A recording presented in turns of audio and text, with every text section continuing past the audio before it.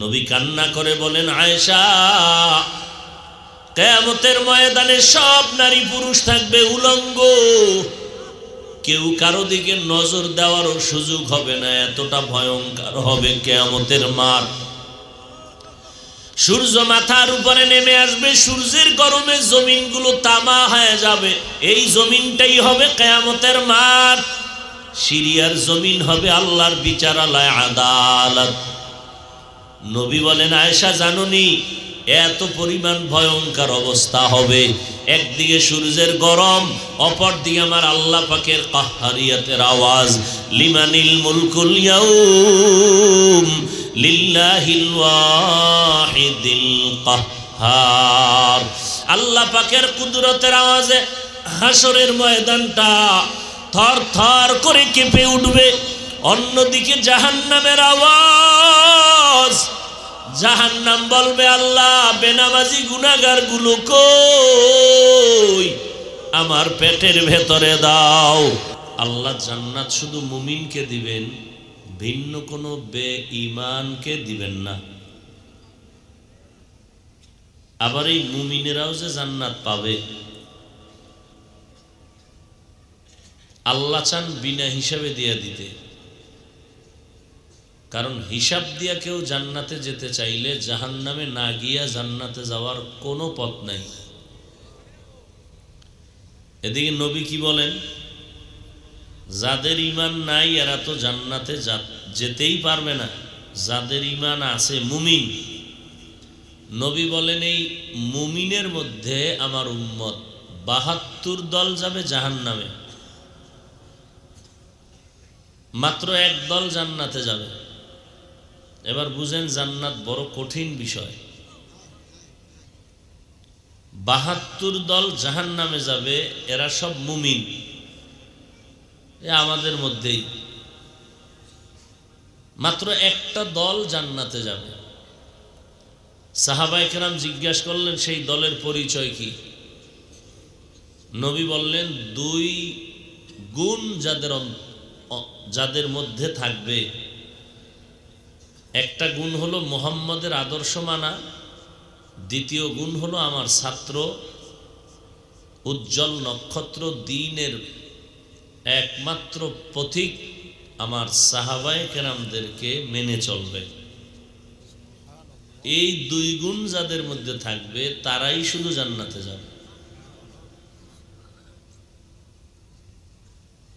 অতএব যারা শুধু মুহাম্মদকে মানবে, সাহাবায়ে কেরামকে মানবে না, এরা মুমিন ঠিক, মাওলানাও ঠিক, ইসলামের স্লোগান দিবে তাও ঠিক, কিন্তু এরা ৭২ দল জাহান্নামীদের অন্তর্ভুক্ত। একজন মাওলানা তো বলেই ফেললেন ওমরে ফারুক রাদিয়াল্লাহু তাআলা আনহুকে, সে একজন বেদাতি ভণ্ড। বড় কঠিন বিষয়। এক মাওলানা সাহেব বলে ফেললেন, নবীরা ভুল করেছিলেন, আল্লাহ নবীদেরকে দিয়া ভুল করাইয়েছিলেন। কি বুঝলেন? নবীরা ভুল করার কারণে নবীরাও দোষী, আল্লাহ ভুল করাইছেন এজন্য আল্লাহও দোষী। আওয়ামী লীগ ওয়ালারা বলে নাই, বিএমপি ওয়ালারা বলে নাই, কে বলছে? মাওলানা। তা আমাদের মতো লঙ্গি ভরা মোল্লা না, দামি টাইটেলওয়ালা মাওলানা, যাদের কথা বলতে বুক কাঁপে না। আমাদের তো বুক কাঁপে, আমরা কেমনে বলবো ওমরের এ ভণ্ড? আর এগো বুক কাঁপে না, এত এলেম বেশি, নবীরও ভুল ধরে, এমন দাজ্জাল এরা। আর এক মাওলানা কি বললেন? বলে কোরআন শরীফ পড়ব কি, কোরআনে জাল। নাউজুবিল্লাহ আসে না?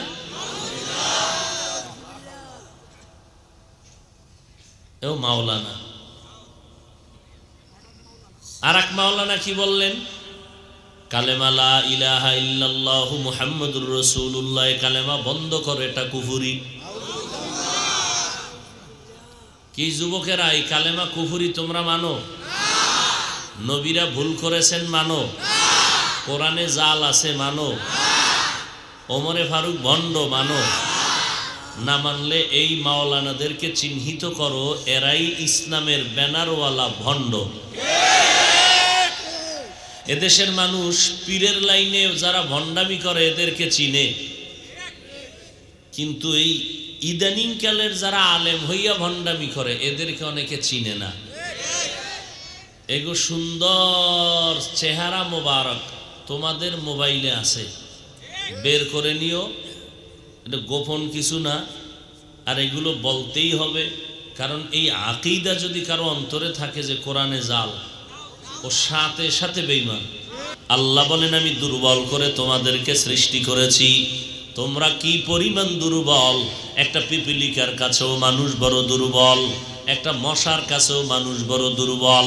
হাঁটার বেলায় আমরা দুর্বল, খানার বেলায় দুর্বল, মেধার বেলায় দুর্বল। দুনিয়ার লাইনে আমাদের মেধা কম, আখিরাতের লাইনেও আমাদের মেধা বড় দুর্বল। আমরা খাইতেও কম পারি, ঘুমাইতেও কম পারি, হাঁটতেও পারি না, এমনভাবে আমরা দুর্বল। আল্লাহ আমাদের বানানোর সময় দুর্বল করে বানাইছেন। এক কথায় আমাদের মতো দুর্বল জমিনে কোনো প্রাণী আল্লাহ বানান নাই, আমাদের মতো দুর্বল কোনো প্রাণী নাই।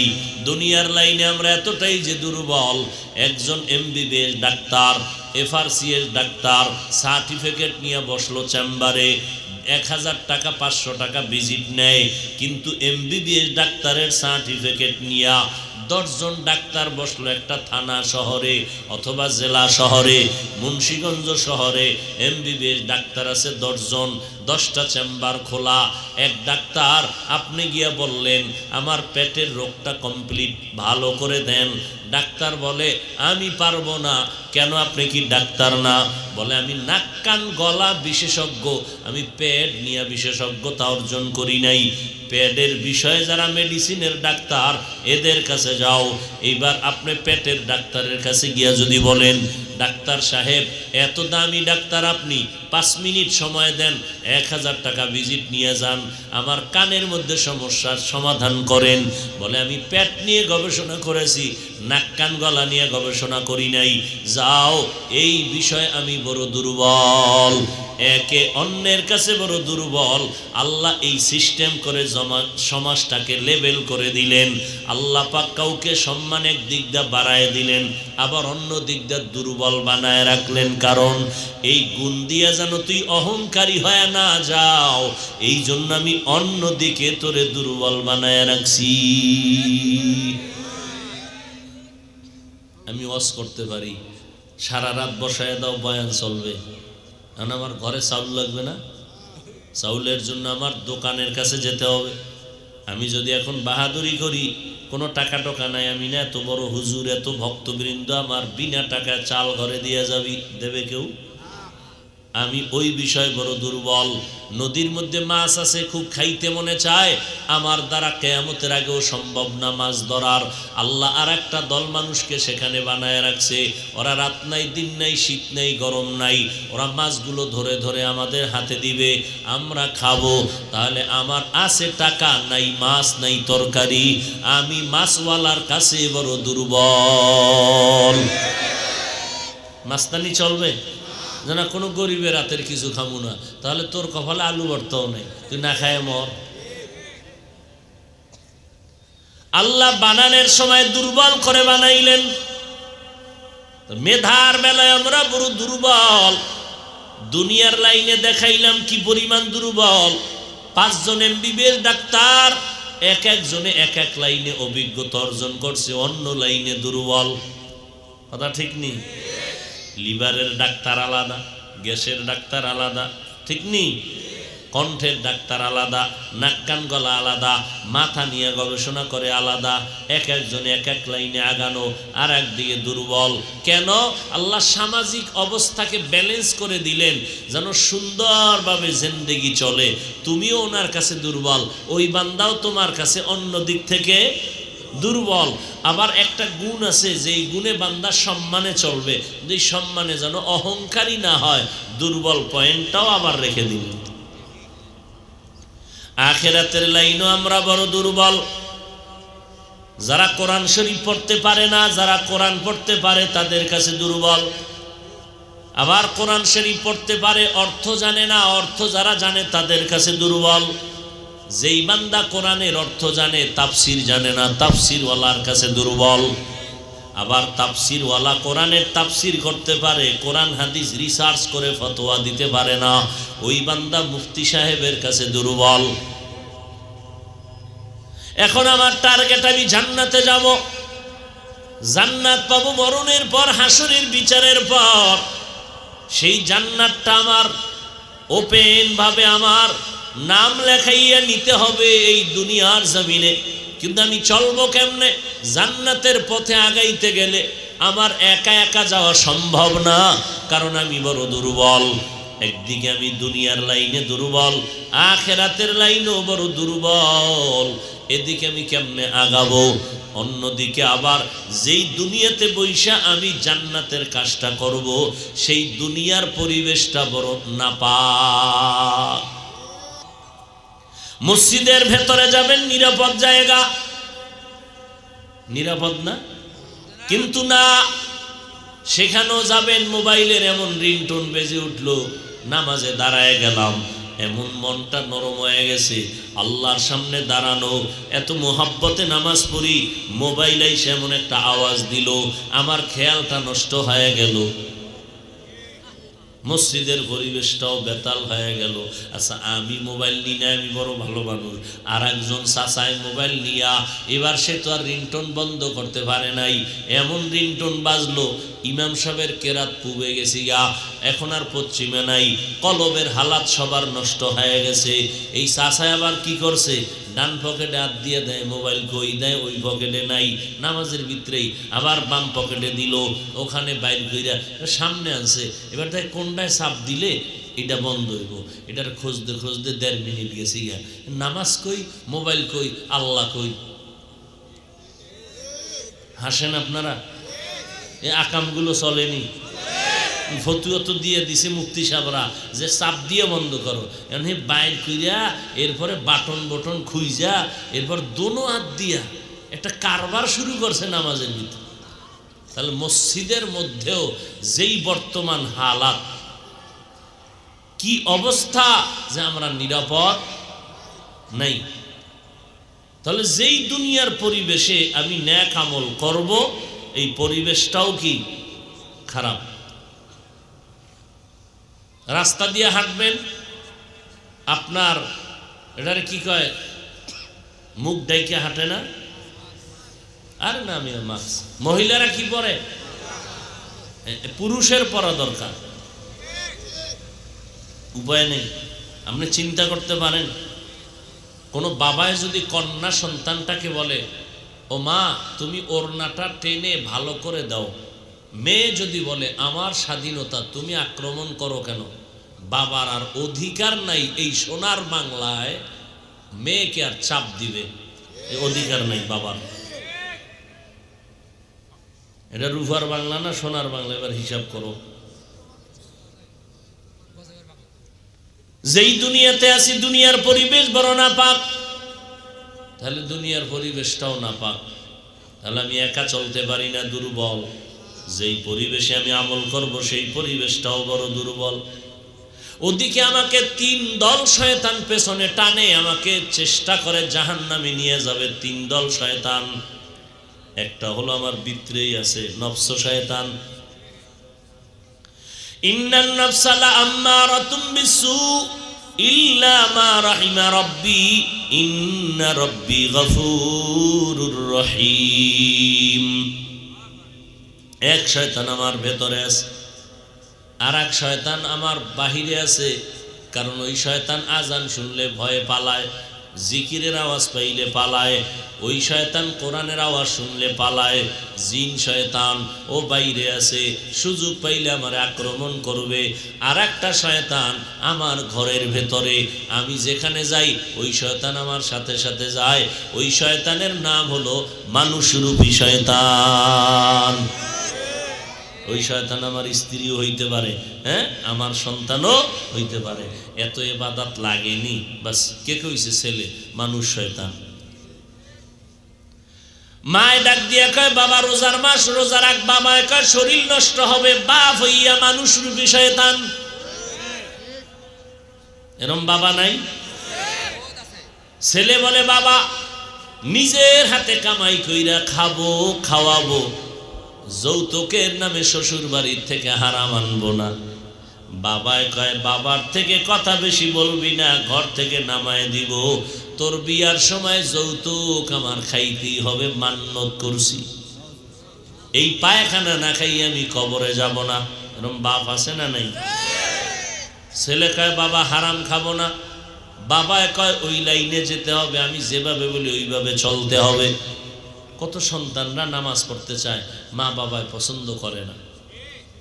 কত সন্তানরা নবীর তরিকায় চলতে চায়, মা বাবা চলতে দেয় না। ঢাকা শহর এলাকায় যাবেন, ভাড়াটিয়া যারা আছে বিল্ডিংয়ে আছে না, অনেক ভাড়াটিয়ারা আফসুস করে ফজরের সময় মসজিদে যাবে নামাজ পড়তে, মালিক সাহেব তালা খোলার চাবি দেয় না। এরম নাই? আল্লাহ হেদায়াত দান করুন। দুনিয়ার পরিবেশ নাপাক, আমি ব্যক্তিগতভাবে দুর্বল, আবার আমাকে তিন দল শয়তান পেছনে টানে আমাকে জাহান্নামে নেওয়ার জন্য। এই অবস্থায় আমি সামনে কেমনে আগাই? আল্লাহ কয় সাহায্য ছাড়া চলার কোনো পথ আর খোলা নাই। একা একা পারবা না, তুমি একটা দলের সাথে চলো, তাহলে যত বড় শয়তান হোক সামনে আসতে ভয় পাবে। সাহায্য নিয়ে চলো। এখন সাহায্য তুমি কার থেকে নিবা? এক আওয়াজে যদি জিগে আপনারা কার থেকে সাহায্য নিবেন? বাঙালি অত চালাক, হাত পা উঠাইয়া বলবে আমরা আল্লাহর থেকে নিব। এই দাবি যদি 100% সত্য হইতো অন্তরের এবং বাস্তব হইতো, 30 বছর আগে আমার সোনার বাংলা থেকে হারামের ব্যবসায়ী এনজিওরা পালাইতে বাধ্য হতো। আরে নামাজে বইয়া প্রত্যেক দিন নামাজে ওয়াদা করে ইয়্যাকা না'বুদু ওয়া ইয়্যাকা নাস্তাঈন ইহদিনাস সিরাতাল মুস্তাকিম সিরাতাল লাযীনা আন'আমতা আলাইহিম গায়রিল মাগদুবি আলাইহিম ওয়ালাদ-দাল্লিন। নামাজে দাঁড়াইয়া ওয়াদা করে ইয়্যাকা না'বুদু, আল্লাহ আপনারই ইবাদত করি, ওয়া ইয়্যাকা নাস্তাঈন, আপনার কাছে এই সাহায্য প্রার্থনা করি। নামাজের পরে বিড়ি, হ্যাঁ, হারাম খাওয়ার জন্য পাগল হয়ে গেল। সাহাবায়ে কেরাম আমল করেছেন, কোনো ভেজাল নাই, এলেমের অভাব নাই, তাকওয়ার অভাব নাই, আমলের অভাব নাই, ইখলাসের অভাব নাই। আল্লাহ তাদের আমলের ভিতরে ঈমানের কারণে খুশি হইয়া আল্লাহ তাআলা তাদেরকে জান্নাতের সার্টিফিকেট দিয়ে দিলেন। এরপরও ইতিহাস পড়ে দেখবেন আমার নবীর সাহাবী জান্নাতের বান্দা আবু বকর সারা রাত্র নামাজে জীবন ভর কান্না করলেন। হাসরের ময়দানে আমি কেমনে একা মাওলার আদালতে দাঁড়াবো? বকরির একটা বাচ্চা হাতের মধ্যে নিয়ে কয় বকরির বাচ্চা তোর কপাল বড় ভালো, আমি আবু বকরের বড় ভয়। তুমি বড় হইবা, মানুষ তোমারে খাইয়া পেটটা ভরিয়া শক্তি নিয়ে নামাজ পড়বে, ইবাদত করবে, তোমার কোনো হিসাব নাই, জান্নাতও নাই, জাহান্নামও নাই। কিন্তু আমি আবু বকরের ভয়, আমার কবরে যেতে হবে, সাদা কাফনের প্যাকেটে আমাকে ঢুকতে হবে, কত হাজার বছর আমার কবরে থাকা লাগবে তার কোনো ঠিকানা নাই। আল্লাহর আদালতে দাঁড়ান লাগবে, যদি হিসাবের বেলায় আটকা পড়ে যায় আমার হ্যান্ডকাপ লাগবে, জাহান্নামের হ্যান্ডকাপ। ওই জাহান্নামের একটা সেকেন্ডের আগুনের তাপ আমি সহ্য করতে পারবো না।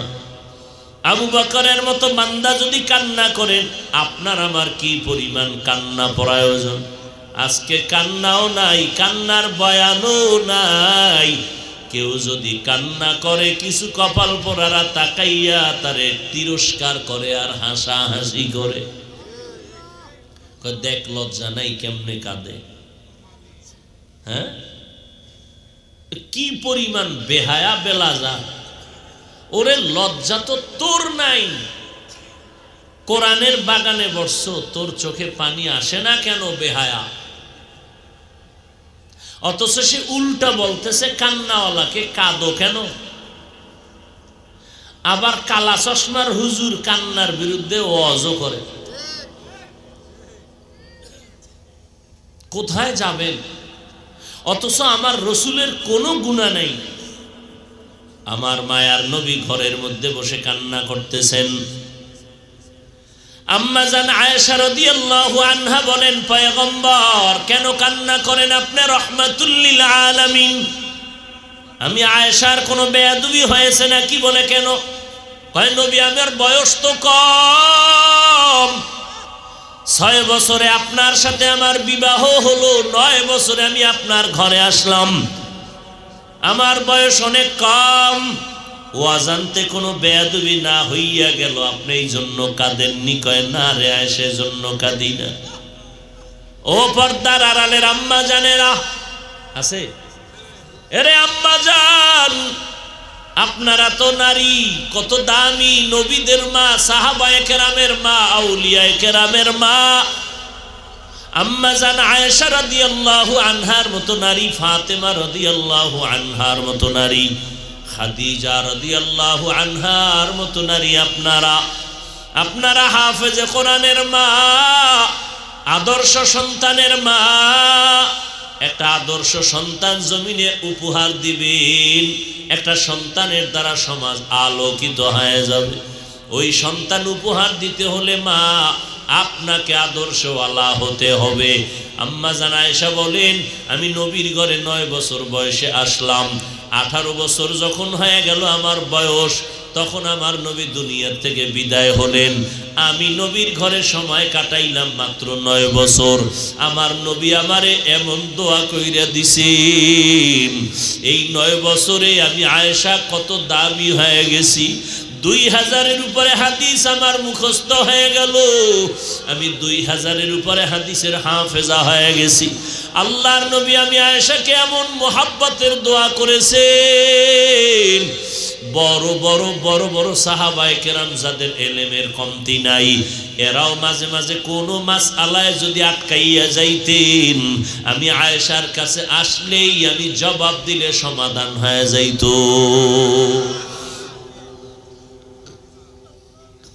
মাত্র নবীর সময় দিলাম 9 বছর। টোটাল আম্মা জানের বয়স কত? 18 বছর। এই 18 বছরের মাত্র নবীর সোহবত পাইলেন 9 বছর। আর আমার বোনের তো 18 বছরে বিবাহই হয় না অনেকের। এরে পর্দার আড়ালের আম্মা জানেরা, আম্মা জান আয়েশা রাদিয়াল্লাহু আনহা বলেন, নবীজিরে জিজ্ঞাসা করলাম, নবী আমি আয়েশার কোনো বেয়াদবি যদি না হয় তো কান্না করেন কেন, জানতে চাই। মায়ার নবী বলেন, ও আয়েশা, আজ আমার কান্নার কারণ হাসরের কঠিন সময়ের কথা আমার মনে পড়ে গেল। আম্মা জান বলেন, আমি নবীরে জিজ্ঞাসা করলাম, হাসরের কি কঠিন সময়ের কথা বলেন। ও আয়েশা, ওই সময় এমন অবস্থা হবে, আপন আপন বলতে কেউ থাকবে না। একজন মা একটা নেকের টানে সন্তানের খুঁজে গিয়ে বলবে, বাবা আমার জান্নাত রেডি, শুধু একটা নেক হয়ে গেলে হবে। ও সন্তান, দুনিয়াতে তোরে নিয়ে কত কষ্ট করেছি, কত সময় খানা নিছি খাইতে পারি নাই, তোর পেটে পায়ের লাথি পড়ার কারণে আমি ব্যথায় সহ্য করতে পারি নাই, তোরে নিয়ে কত রাত্র ঘুমাইতে পারি নাই। আজকে আমার না খাইয়া দুনিয়াতে তোরে লালন পালন করেছি। তুই যখন পরীক্ষার হলে ঢুকছু, আমি মা যায় নামাজ বিছাইয়া দোয়া করেছি, ও আল্লাহ তুমি আমার সন্তানের পরীক্ষায় কামিয়াবি দান করো। তুই যখন বাহিরে গেছো, আমি মা ঘুমাই নাই, আমি মা তোর জন্য তো চোখের পানি ছেড়ে দোয়া করেছি। এত কষ্ট করিয়া তোরে মানুষ বানাইলাম, একটা নেক যদি আমারে দাও, আমি মা এখন জান্নাতে যেতে পারবো। নবীজি বলেন, সন্তান বলবে আমি মায়ের পেট ছাড়া দুনিয়াতে আসতে পারি নাই, তবে তুমি যে আমার মা আমি বিশ্বাস করি না, যাও, আমি তোমারে নেক দিতে পারবো না, তুমি আমার মা কিনা আমার জানা নাই। এবার সন্তান দেখবে একটা নেকের অভাবে দেখতেছে মায়ের বিপক্ষে ফয়সালা হয়ে গেল, আল্লাহ অর্ডার করবে জাহান্নামের শিকল লাগাও। সন্তান দেখবে একটা নেকির অভাবে মায়ের হাতে জাহান্নামের শিকল, মাকে টেনে টেনে জাহান্নামের দিকে নিয়ে যাবে। আল্লাহর নবী বলেন, আয়েশা কেমন ভয়ঙ্কর অবস্থা হবে হাসরের মাঠে। যেই হাসরের মাঠে নবীদের কোনো গুনাহ নাই, সেই নবীরা পর্যন্ত ভয়ে নাফসি নাফসি বলে কান্না শুরু করবেন। উম্মতের কথা পর্যন্ত তাদের মনে থাকবে না, শুধু বলবে আল্লাহ আমারে বাঁচাও, আমাকে বাঁচাও। সূর্যের গরম সহ্য করা যায় না, জাহান্নামের আওয়াজ সহ্য করা যায় না, আল্লাহ পাকের রাগান্বিত অবস্থা মেনে নিতে পারি না। ও আল্লাহ আমাকে বাঁচাও।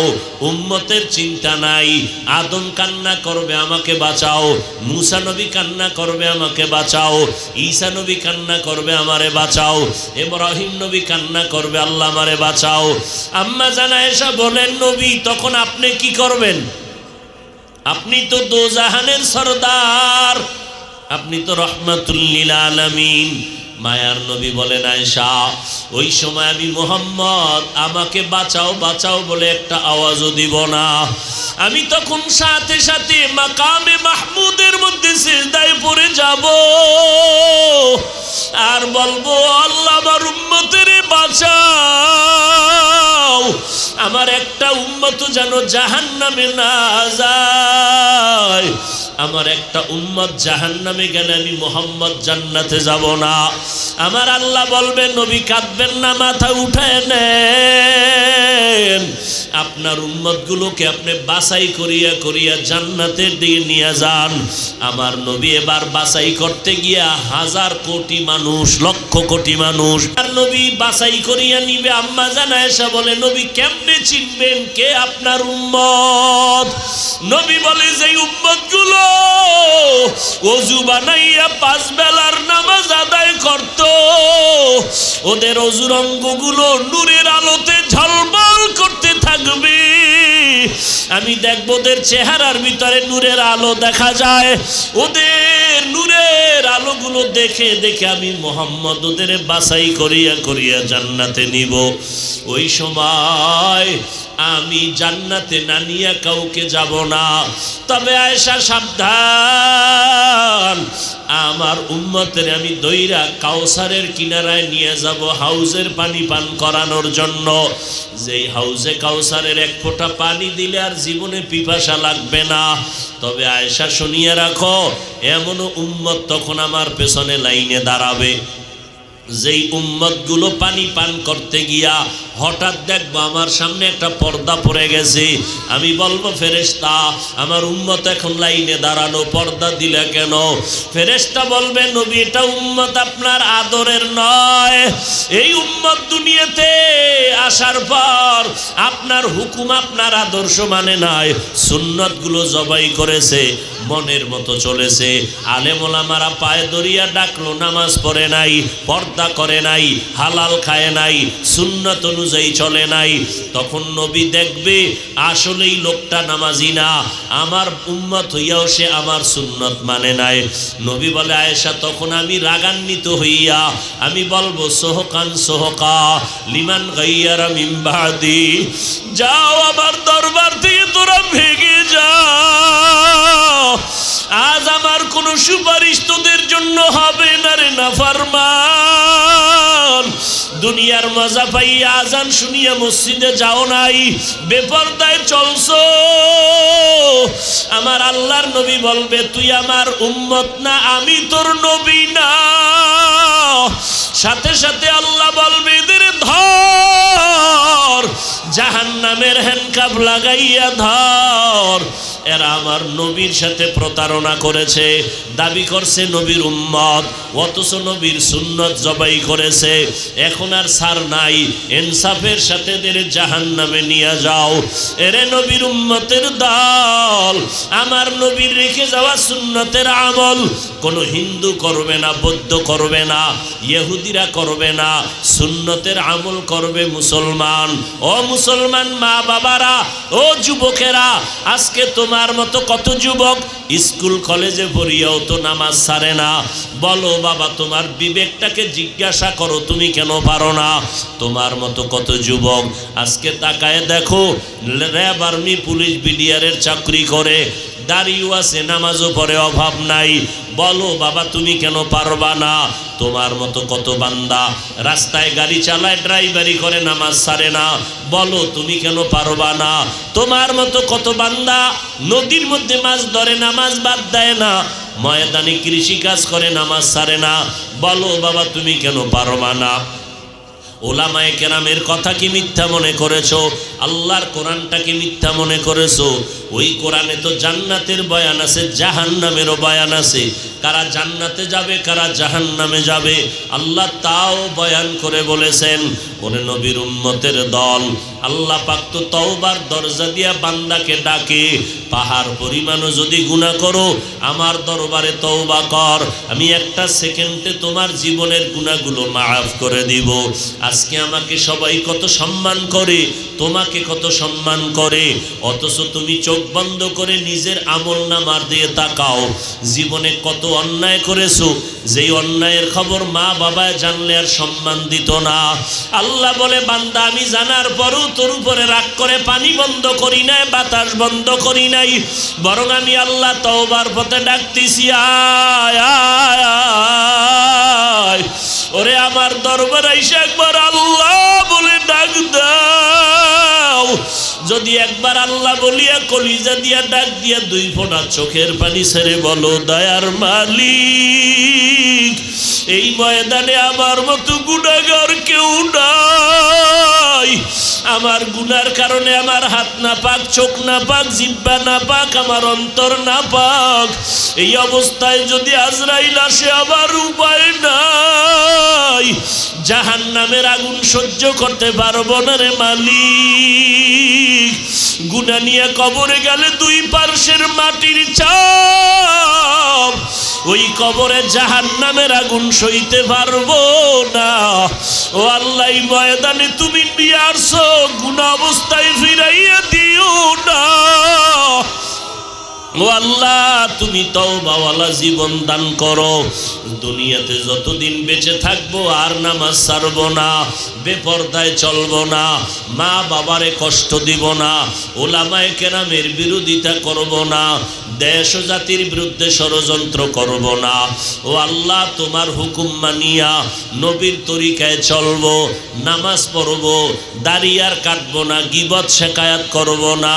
ও আল্লাহর বান্দারা, মাওলার মোহাব্বতে একটু তওবার দিকে আগাও। গুনার কথা স্মরণ করি আমার মাওলার কাছে তওবা করো। তবে এটাও সত্য কথা, দুনিয়াতে কিছু মানুষ থাকবে তওবা নসিব হবে না। 13টা বছর আবু জাহাল নবীরে দেখলো, বয়ান শুনলো, এরপরেও কালেমা নসিব হলো না। এই জমিনে কিছু গুনাহগার শক্ত অন্তরওয়ালা, কোনো বয়ানে দিলটা নরম হবে না, ওই বান্দার তওবা নসিব হবে না। তবে এই ময়দানে যদি দুই একজন নরম দিলওয়ালার গোলাম পাওয়া যায়, চোখের পানি ছেড়ে যদি বলেও দয়ার মালিক, এই ময়দান থেকে গুনাহ নিয়ে আর ঘরে যাব না, আমার আল্লাহ বলবে, ফেরেশতারা সাক্ষী থাক, আমি ওর জাহান্নামের খাতার থেকে নাম কাটিয়ে দিলাম, আমি আল্লাহর নামটা জান্নাতীদের খাতায় উঠায় দিলাম। ও যুবক, তুমি স্কুলে পড়ো, কলেজে পড়ো, কোনো বাধা নাই। ও ভাই, তুমি চাকরি করো, বাধা নাই। তুমি লেখাপড়া করো, ব্যবসা করো, বাধা নাই। তবে নবীর তরিকায় 5 বেলার নামাজ পড়ো, মা বাবার দোয়া নিয়ে চলো, ওলামায়ে কেরামের পরামর্শে আমল করো, দেশ জাতির বিরুদ্ধে ষড়যন্ত্র করিও না। আল্লাহর মোহাব্বত নিয়া নবীর সুন্নাত অনুযায়ী চলো, দুনিয়ার জিন্দেগি ও কামিয়াবের দরজা খুলে যাবে। আখিরাতের দরজাও কামিয়াবির জন্য কামিয়াবের পথ খুলে যাবে। আল্লাহর কাছে তওবা করার যদি অন্তর তৈরি হয়, অন্তরে যদি কোনো দুর্বলতা না থাকে, মনে মনে আমার আল্লাহকে ডাকো আর বলো, ও আল্লাহ, জীবনে যত অন্যায় করেছি মনে হয় যেন এই ময়দানে আমার মতো অন্যায়কারী কেউ নাই। আজকে তওবার নিয়ত করে ফেললাম, মরিয়া গেল আর নামাজ ছাড়ব না, আর গুনার পথে যাব না। আল্লাহ আমাদের সবাইকে তওবাওয়ালা জিন্দেগি দান করেন, আমাদের তওবার উপরে মজবুত হইয়া চলার তৌফিক দান করেন, আমিন। আলহামদুলিল্লাহি রাব্বিল আলামিন, ওয়াসসালাতু ওয়াসসালামু আলা সাইয়্যিদিল আম্বিয়া ওয়াল মুরসালিন। চাকরিজীবীরা হাত তুলেছেন। আয় আল্লাহ, আমার কলিজার টুকরা কত যুবক, কত ছাত্র ভাই, পর্দার আড়ালের কত মা বোনেরা, আপনি কারো হাত খালি ফিরাইয়া দিয়েন না। আয় আল্লাহ, আমরা তওবার নিয়তে হাত তুলেছি, আর গুনাহ করব না। আয় আল্লাহ, গুনাহ নিয়ে কবরে যেতে চাই না। গুনাহ নিয়ে কবরে গেলে জাহান্নামের আগুন সইতে পারবো না, মাটির চাপ সহ্য করতে পারবো না, একটা মশার কামড় সইতে পারি না রে যুবক।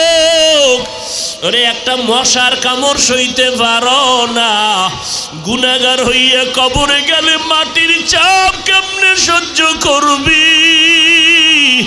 সূর্যের গরম সইতে পারো না, জাহান্নামের গরম কেমনে সহ্য করবারে যুবক? আমার মাওলার কাছে চোখের পানি ছেড়ে তওবা করো। ওরে, গুনার কারণে দিলটা পাথর, চোখে পানি নাই। কান্নাওয়ালা চক্ষু দান করেন আল্লাহ, কান্নাওয়ালা চক্ষু দান করেন।